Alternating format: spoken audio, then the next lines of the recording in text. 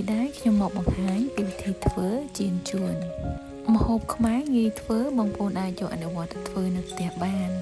ចំពោះគ្រឿងផ្សំវិញគឺមានម្ទេសខ្ទឹមសស្លឹកខ្ទឹមខ្ញីត្រីសៀងនិងស្ករក្រហម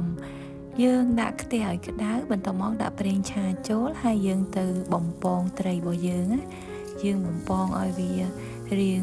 ឆ្អិនបន្តិចហើយយើងស្រង់វាដាក់ដោយឡែកបន្ទាប់មកយើងចាក់ប្រេងឆាចេញខ្លះហើយយើងដាក់ខ្ទឹមសចូលបន្ទាប់មកយើងកូររំលីងខ្ទឹមសយើងឲ្យឈ្ងុយបន្ទាប់មកយើងទៅដាក់គល់ខ្ទឹមបន្ថែមទៀតហើយយើងកូរច្របល់ឲ្យចូលគ្នាហើយយើងទៅធ្វើការដាក់ស្ករក្រហមចូលបន្ទាប់ពីដាក់ហើយយើងរំលីងស្កររបស់យើងនឹងឲ្យឈ្ងុយ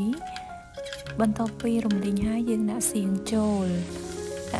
ហើយយើងកូរច្របល់ម្ដងទៀតបន្ទាប់មកយើងធ្វើការដាក់ប៊ីចេងបន្តិចចូលណាបងប្អូនបន្ទាប់ពីដាក់ប៊ីចេងហើយយើងធ្វើការភ្លក់ហើយយើងដាក់ខ្ញីនិងម្ទេសនិងទឹកចូលហើយយើងរំលីងបន្ទាប់ពីរំលីងហើយយើងដាក់ត្រីរបស់យើងចូលដាក់ត្រីរបស់យើងកូរច្របល់តិចពី3ត្រឡប់ទីបងប្អូនគឺឆ្អិនហើយចំពោះពេលយើងដាក់ត្រីនេះដែរយើងអត់អាចកូរខ្លាំងទេយើងខ្លាចបាយសាច់ត្រីបងប្អូនបន្ទាប់មកទៀតយើងដាក់ស្លឹកខ្ទឹមចុងក្រោយគេបងប្អូនចំពោះសម្លឆានេះដែរគឺឆ្អិនហើយបងប្អូនគឺម្ហូបខ្មែរងាយធ្វើងាយបងប្អូនអត់ដឹងរនឹកធ្វើម្ហូបអីអាចឆាជៀនចួននេះបានណាអរគុណច្រើនបងប្អូនជម្រាបលា